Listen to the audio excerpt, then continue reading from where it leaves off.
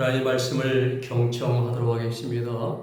오늘 주신 하나님 말씀은 데살로니가전서 4장 13절로 14절 말씀입니다. 제가 받들어 읽어드립니다. 형제들아, 자는 자들에 관하여는 너희가 알지 못함을 우리가 원하지 아니하노니 이는 소망 없는 다른 이와 같이 슬퍼하지 않게 하려 함이라. 우리가 예수님께서 죽으셨다가 다시 살아나심을 믿을진대 이와 같이 예수님 안에서 자는 자들도 하나님이 그와 함께 데리고 오시리라. 아멘.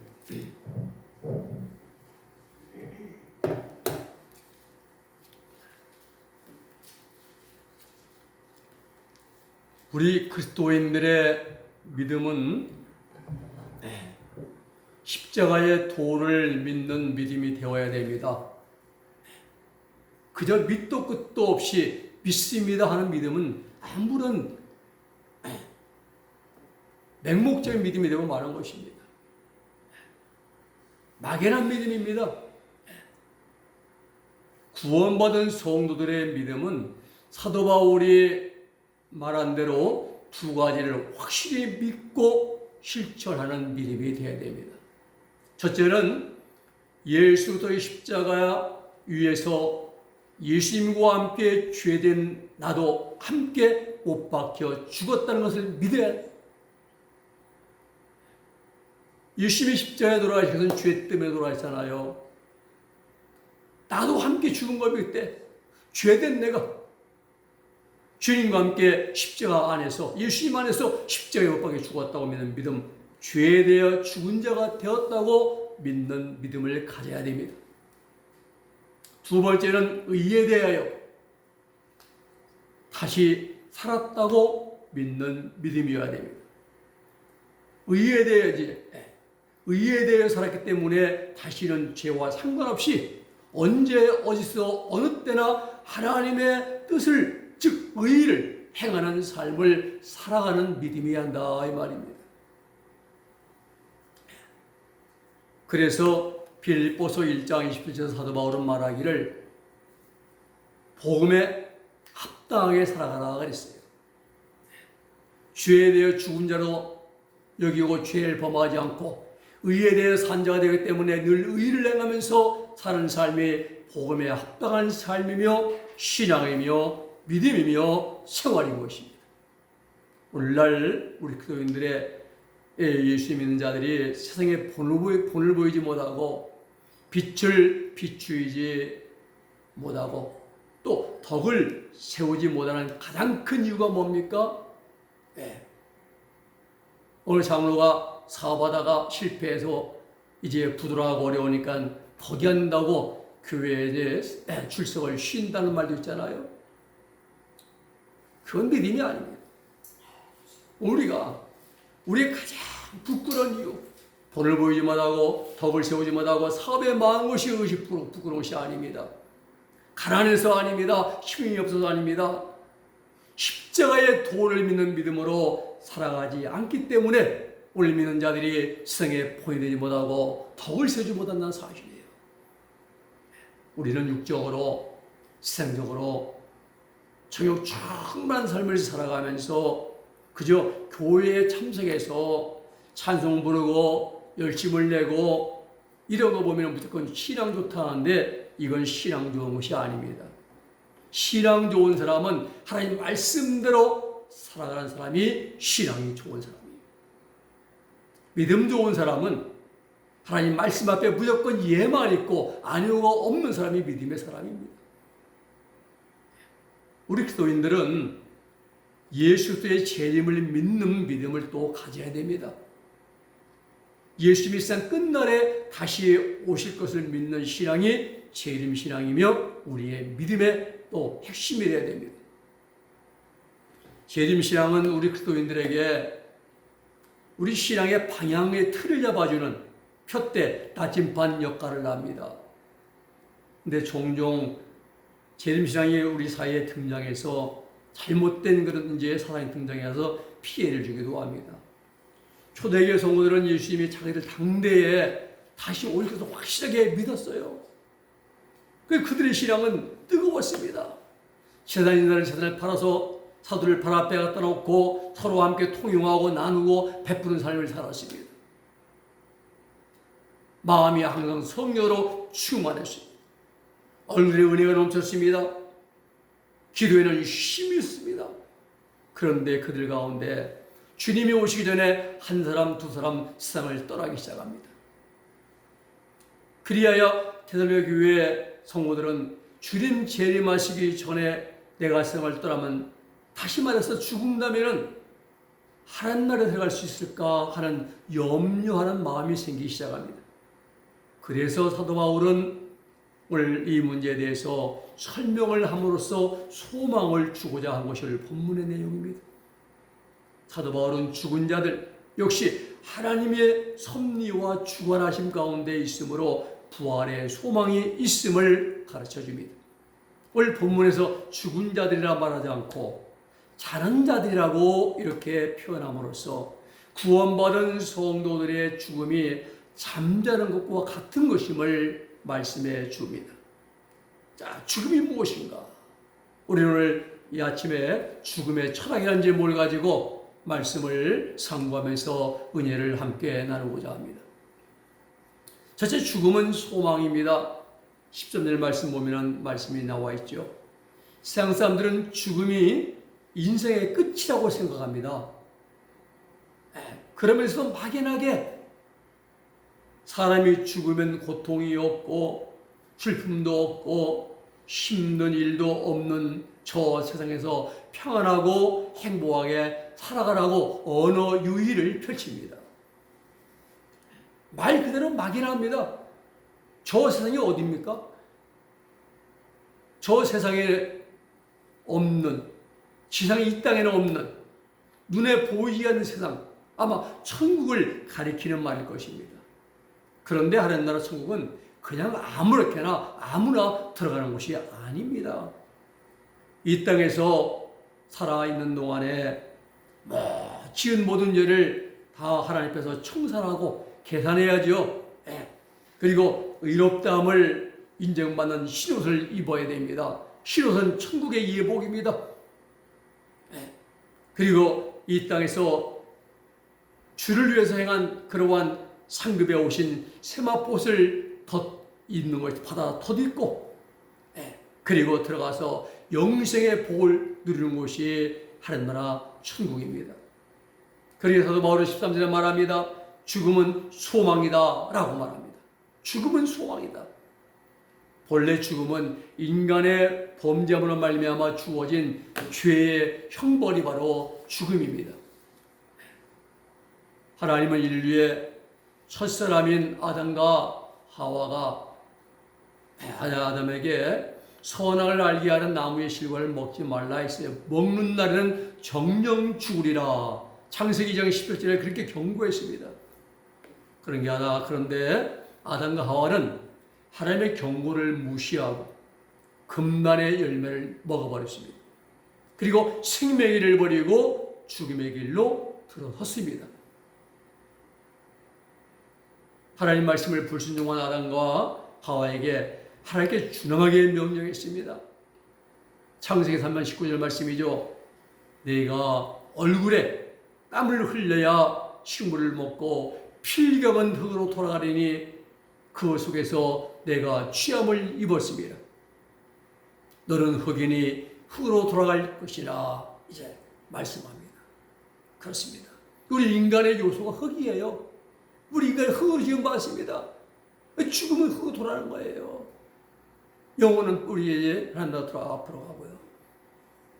이것이 범죄한 아담과 하와에게 주어진 심판의 결과는 뭡니까? 죽음입니다. 우리 주 예수, 그런데 바울은 로마서 6장 33절에서 말씀하기를 죄의 싹은 사망이요 하나님의 은혜는 그리스도 예수 우리 주 안에 있는 영생이라, 영원한 생명이라 말씀합니다. 히브리서 기자도 히브리서 9장 27절에서 말씀하시기를 한 번 죽는 것은 정해진 이치. 그렇죠? 죽어요. 뭐 때문에? 죄 때문에 죽어요. 죄 때문에. 아담과 하와의 범죄로 말미암아 인류는 원죄를 가지고 태어나고 그 죄로 말미암아 우리는 죽음을 당해요. 다 죽어요. 히틀러도 죽고 일본 천황도 죽고 나폴레옹도 죽고 다 죽어요. 한 번 죽는 건 정한이 있지요. 그 후에는 죽음으로 끝이 아니라 심판이 있다라고 말씀합니다. 그렇습니다. 사람은 누구나 한 번 다 죽습니다. 이것은 하나님께서 정해놓으신 만고 불변의 법칙입니다. 그래서 세상에 태어났다가 죽는 영아들도 있고 젊은 시절에 세상을 떠나는 젊은이들도 있고 아니면 80, 90, 100년 이제를 누리다가 세상을 떠난 분도 있습니다. 인류 역사에서 가장 오래 살은 무두셀라 969세 살았잖아요. 네. 이 31년만 더 되면 1000년입니다. 그런데 그 무두셀라도 죽었습니다. 우리 사랑 여러분, 죽음 앞에는 성인도 영웅도 지혜자도 권력자도 부자도 예외가 없습니다. 죽음 앞에는 모든 사람들이 평등합니다. 빈부의 차이가 없습니다. 문화적인 차이도 없고 인종적인 차별도 없습니다. 죽음 앞에는 모두가 다 공평합니다. 그런데 죽음 후에는 구별이 있습니다. 차이가 있습니다. 극과 극으로 나뉘어집니다. 예수를 믿고 이제 믿는 성도들에게는 죽음이 왕노로도 할 수가 없어요. 사망아 너의 쏘는 것이 무엇이냐 하면서 이 사망은 왕노하지 못합니다. 죽음은 믿는 자들에게 형벌이 될 수 없고 저주가 될 수가 없습니다. 계시록 14장 이제 13절에 보면은 작은 이유로 주원에서 죽는 자들은 복이 있다라고 말씀합니다. 이때가 언제냐면 후 3년만 중반기 순교된 숫자가 하나님이 예정하신 오신 숫자가 채워지는 그 시기입니다. 네. 순교들에 주시는 말씀이거든요. 순교자들은 대원령 들어가서 하나님 정해놓으신 연단을 거의 다 받아 마쳤습니다. 그래서 그때 주신 말씀이 자금 이후로 지금 이후로 중자들은 복이 있다 말씀합니다. 무슨 복입니까? 세상 복 아니죠. 천년 그리스도의 왕국에 들어가는 복입니다. 무슨 몸으로? 부활의 몸으로 천년왕국 입구에서 부활의 몸을 입고 들어가서 천년왕국에서 제자들을 왕권한 인물들을 섬기면서 또 성우들을 또 봉사하면서 육체의 몸을 부활의 몸을 입고 들어가기 때문에 복이 있다 말씀하고 그렇습니다. 우리 그리스도인들은 죽음은 끝이 아니라 천국을 향한 소망입니다. 그래서 사도 바울은 죽음은 소망이라 말한 거예요. 그래서 바울은 또 빌립보 1장 21절에서 죽는 것도 유익합니다 라고 말씀합니다. 아마 세상 사람들이 물어보세요. 죽는 거 유익한가? 다 오래 살라고 안 죽으려고 합니다. 그런데 바울은 죽는 이후에 주님 안에 함께하기 때문에 그러므로 성도들은 죽음을 두려워하거나 또 슬픈 일로 생각해서는 안 됩니다. 우리는 그 누구도 죽음을 피해갈 수 없지만 영혼은 죽음에 이르지 않습니다. 예수께서 죽은 나사로의 누이 마르다에게 말씀하셨습니다. 예수께서 가라사대 나는 부활이요 생명이니 나를 믿는 자는 죽어도 살겠고 무릇 살아서 나를 믿는 자는 영원히 죽지 아니니 내가 이것을 믿느냐 하고 말씀하셨습니다. 사도 바울도 고린도후서 5장 1절에서 만일 땅에 우리의 장막집이 무너지면은 육신의 집입니다. 무너지면은 하나님께 지으신 집 곧 손으로 지은 것이 아니요 하늘에 있는 영원한 집이 우리에게 있는 줄 안다라고 말씀합니다. 사도 베드로도 말씀합니다. 베드로서 1장 14절에서 이는 우리 주 예수 그리스도께서 내게 지시하신 것 같이 나도 이 장막을 벗어날 것이 임박한 줄 알아. 장막이 집이 아니 건물이 아니라 육체를 말씀하고 있다는 사실이죠. 살아있을 동안의 육체를 장막이라고 했고 죽음을 가리켜서 장막을 벗어날 때가 가깝다라고 했습니다. 그렇습니다. 우리 육신의 장막집이 무너지면은 우리 믿음의 사람들에게는 영원한 하늘의 집이 주어집니다. 그러기에 때문에 우리는 믿는 자들의 죽음은 소망이라 영광이라 이렇게 말하는 것입니다. 두 번째는 죽음은 안식입니다. 13절 말씀이죠. 세상 사람들에게는요, 죽음은 절망입니다. 절망이에요. 동시에 인생의 끝입니다. 세상에 사는 동안 아무리 권력을 잡고 위대한 업적을 남기고 많은 재물을 모아놓고 살아간다 해도 죽음으로 모든 것이 다 끝나고 마는 것이에요. 더 중요한 것이 있습니다. 죽음 외에는 심판이 있다는 사실이죠. 많은 사람들이 가장 중요한 사실을 모르고 살아갑니다. 그렇습니다. 죽음은 예수님 믿고 구원받은 성도들에게는 소망이자 안식입니다. 영원한 생명으로 나아가는 관문, 첫걸이 바로 죽음입니다. 우리의 육신의 몸을 벗어놓고 그리고 이제 새로운 영의 몸으로 하나님 앞에 나아가는 것이죠. 우리는 여기서 죽음에 대한 바른 이해가 필요합니다. 먼저 우리 사람의 구성 요소를 알아야 되는데, 사람의 구성 요소는 영혼 두 가지로 되어 있습니다. 몸과 영으로, 육체와 영혼으로 되어 있습니다. 몸은 우리 육체를 가리키고 영은 우리 영혼을 뜻합니다. 여기서 죽음은 육체의 죽음을 의미합니다. 육체의 죽음은 우리 육신의 호흡이 멈추는 목숨이 끊어짐을 죽음이라 이렇게 말합니다. 지금 우리 그래서 몸의 구조를 보면 육체는 흙집이에요. 진흙으로 만들어진 흙집입니다. 네. 하나님께서 우리 인간 최초의 인간인 아담을 진흙으로 빚어 만드셨습니다. 창세기 장 7절 말씀 보면은 여호와 하나님이 흙으로 사람을 지으시고 생기를 그 코에 불어넣으시니 사람이 생명이 된지라 라고 말씀하십니다. 진으로 만들어진 그 사람 속에 하나님의 생명의 기운인 누아우, 영의 호흡이 후하고 들어가자 살아 움직이는 생명, 사람이 된 것입니다. 만약에요, 하나님의 생명을 주시는 생기, 즉 영혼이 떠나가면은 떠나가고 호흡이 끊어지면은 우리 육신의 몸은 글자 그대로 죽음이 되는 것입니다.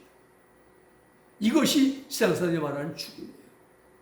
그런데 한 가지 중요한 사실은요, 육체는 숨이 멎음으로 말미암아 모든 것이 다 끝나지만 영혼은 불멸이라는 사실입니다. 이러한 사실을 예수님을 믿지 않는 사람들도 불신자들도 다 잘 알고 있습니다. 그래서 사람이 죽으면은요, 흔히 말하기를 영면하시기 바랍니다 라고들 써요. 영원히 주무시란 거예요. 그런데 이게 잘못된 겁니다. 육체는 한 줌의 후로 돌아가고 끝나는 것이고, 잠자는 게 아니에요. 육체를 가지고 있을 때만 피곤하고 힘들 때, 쉴 때 잠을 자는 것이지, 죽은 다음에는 육체는 흙으로 썩어지고 다 돌아가고, 영혼은 영들이 사는 세계다. 영혼은 잠자지 않습니다. 영혼은 피곤하고 쉬고 쉬가 아니에요. 영혼이 현재 살아있는 것입니다. 그러기 영면하시기 바랍니다. 이것은 대단히 잘못된 표현입니다. 또 고통도 없고 아픔도 없고 있는 그곳에서 행복에 지내시기 바랍니다. 그런데 그게 무엇입니까? 육체는요, 흙으로 돌아가지만은 영혼은 불멸하다는 거예요. 이러한 사실을 예수님을 모르는 믿지 않는 불신자들도 인정하고 알고 있고 또 말을 합니다. 그런데 매우 중요한 사실이죠. 죽은 후에 심판이 있다는 사실입니다. 심판이 있어요. 죽은 후에 반드시. 히브리서 기자는 한 번 죽는 건 정한 이시라 했고 그 외에는 심판이 있다고 말씀하지 않습니까? 누구나 마찬가지입니다. 사도 바울은 로마서 14장 10절에서 하나님의 심판대 앞에 서리라 직구할 것이다. 고린도서 5장 10절에는 또 예수님의 심판대 앞에 우리 서게 될 것이다. 계시록 20장 11절 15절 사도 요한은 백보자 심판 때문에 무러운 대수하고 선악간에 행한 대로 심판받는다 말씀합니다. 세상 모든 사람들이 사후에 죽은 후에 심판대 앞에 서게 됩니다. 그리고 이 땅에서 살아가실 때 행한 대로 심판을 받습니다. 그런 다음에 천국과 지옥으로 분리가 되어서 들어갑니다. 가장 중요한 핵심이 뭐냐? 행한 대로입니다. 행한 대로. 우리 주님이 말씀했습니다. 계시록 2장 23절 말씀하시기를 또 내가 사망으로 그의 자녀를 죽이리니 모든 교회가 난 사람의 뜻과 마음을 살피는 자인 줄 알지라. 내가 너희 각 사람의 행한 대로 갚아주리라 말씀했습니다. 계시록 20장 13절에도 바다가 그 가운데 죽은 자를 내어주고 또 사망과 음모도 그 가운데 죽은 자를 다 내어주매 각 사람이 자기의 행한 대로 심판을 받고 백보자 심판되죠. 요한계시록 맨 마지막 장인 22장 12절에 주님 말씀하시기를 보라 내가 속히 오리니 내가 줄상이 내게 있어 각 사람에게 그가 행한 대로 갚아주리라. 행한 대로입니다.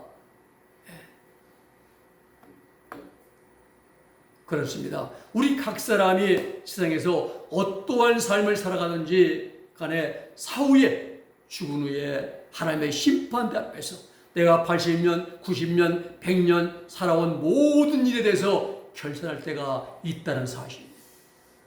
입술의 말 한마디 또 안에 마음속에 은밀히 감춰진 내면의 생각까지 또 무슨 일을 할 때 무슨 말을 할 때에 어떤 생각으로 어떤 동기를 가지고 어떤 과정을 거쳐서 행했는지 하나님은 빛과 어둠에서 분명하게 심판이 약한지 가르치고 그리고 심판하십니다. 죽음으로 모든 것이 끝나는 것이 아님을 우리는 분명히 알아야 됩니다. 그 하나님의 심판대, 그 심판대 앞에서 행한 대로 심판받고 상급받고 영원한 생명의 안식으로 들어가는 그러한 우리 모두가 될 수 있기를 주님의 이름으로 부탁을 드립니다. 마지막 세 번째는 죽음은 새 생명의 출발입니다. 14절 말씀입니다.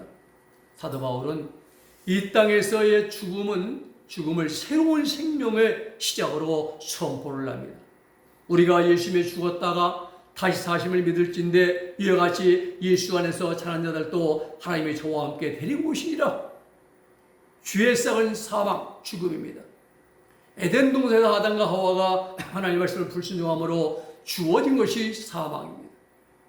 그런데 고린도 전서 15장 55절에 보면은 사망아 너의 이기는 것이 어디 있느냐? 사망아 너의 쏘는 것이 어디 있느냐? 사망은 영원히 우리에게 왕노하지 못합니다.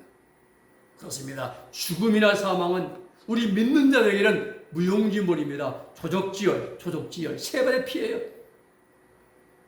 왜 그런가? 우리 주님께서 십자가에서 나를 대신하여 죽임 나가셨고 우리 믿음의 사람들은 예수님의 부활하신 것 같이 우리도 다시 살아나게 될 것이기 때문입니다. 우리 주님은 인류를 대신하여 십자가의 고난을 이제 당하시고 죽임을 당하셨고 그리고 사망 권세를 깨뜨리시고 그리고 다시 죽은 자 가운데서 부활하셨습니다. 그리하여 모든 믿는 자들의 부활의 첫날의 효시가 되신 것입니다. 부활의 소망, 예수 그리스도를 믿는 자들에게 가장 큰 소망이죠. 부활의 소망이 희망입니다. 영광입니다. 새로운 생명의 새 출발점이 바로 부활의 소망입니다. 16절의 말씀 보면은 그리스도 안에서 죽은 자들이 먼저 일어난다 그랬어요. 우리 그리스도인들의 죽음은 안방에서 윗방으로 건너가 옮겨가는 것 같은 그런 이치입니다. 이러한 현상을 세상에서는 죽음이라 이렇게 표현합니다. 그러나 아침이 되면은 모든 식구들이 각 방에 붙어 자지만은 아침 되면 모든 식구들이 한 식탁에 모여들듯이 함께 예수님 앞에 모이게 될 것입니다. 데살로니가전서 4장 16절 17절에 보면은 주께서 호령과 천사의 소리와 하나님 나팔로 친히 하늘로 쫓아 강림하시리. 그리스도 안에서 죽은 자들이 먼저 일어나고 그 후에 우리 살아남은 자도 저희와 함께 구름 속으로 끌어올려 공중에서 주를 영접하게 하시니 그리하여 우리가 항상 주와 함께 있으리라 라고 말씀하십니다. 친히 하늘로 쫓아, 이게 바로 주님의 공중강림이에요. 친히 혼자 오시는 겁니다. 지상강림은 데살로니가서 3장 10절의 말씀 보면은 모든 성도와 함께 오신다 했어요. 그건 지상강림이시고 친히 혼자 공중까지 오시기 공중강림입니다. 공중 구름 속에 오신다 했어요. 이름하여 공중강림. 이때 죽은 자들이 먼저 일어나고 부활의 몸을 입습니다. 그리고 살아남은 자들이 공중으로 끌어올려서 이제 들림 받죠. 이게 이름하여 휴거죠. 공중으로 들림 받는 분들, 그분들은 그 순간에 육체의 몸으로 올라가기가 없어 만드나요? 그 순간에 변화된 몸을 입습니다. 신령한 몸을 입게 되는 것이죠. 그렇습니다. 죽은 자의 부활, 새 생명은 부질없는 헛된 소망이 아니에요. 분명히 부활은 이루어집니다. 1.1획도 변함이나 틀림이 없습니다. 그 확실한 증거가 우리 주님께서 십자가의 죽임을 당하시고 무덤에 안치됐으나 사흘에 다시 살아나셨습니다. 그 일이 확실한 증거입니다. 그러므로 우리 믿는 자들에게 죽음은 종말이 아니라 새 생명의 시작인 줄로 믿으시기를 바랍니다. 말씀을 정리합니다. 삶을 살아가는 사람들에게 가장 두렵고 떨리는 것이 한 가지가 있어요. 그게 무엇입니까? 돈, 명예, 권력이 아니에요. 권력 없어서 삽니다. 돈 없어서 삽니다. 사람들이 가장 두렵고 무섭고 떨리는 것이 바로 죽음입니다. 죽음이에요. 세상 사람들의 죽음은 두려움의 대상입니다. 절망이잖아요. 그러나 우리 믿음의 사람들에게 죽음은 새 생명의 시작입니다. 새 삶의 시작입니다. 영원한 생명으로의 첫 출발, 첫 걸음입니다. 그렇습니다. 죽음은 끝이 아니라 소망입니다. 죽음은 절망이 아니라 안식입니다. 죽음은 새로운 생명의 출발인 것입니다. 기도하겠습니다. 거룩하신 아버지 하나님 감사합니다. 죽음은 아버지 끝이 아니라 소망이요. 또 하나님 아버지 절망이 아니라 우리에게 하나님 아버지 안식이요. 또 죽음은 끝이 아니라 새로운 생명의 첫 출발임을 우리에게 말씀을 통해서 들려주심을 감사드립니다. 우리가 하나님 아버지 주님 앞에 설 수 없는 날, 아래 심판대에 서는 날 상급받아 영원한 생명을 받아 누릴 수 있는 그러한 빛된 삶으로 승리하며 살아갈 수 있도록 영육간을 붙들어 주시고 우리의 삶의 길을 인도하여 주시옵소서. 예수님의 이름으로 기도 올리옵나이다. 아멘.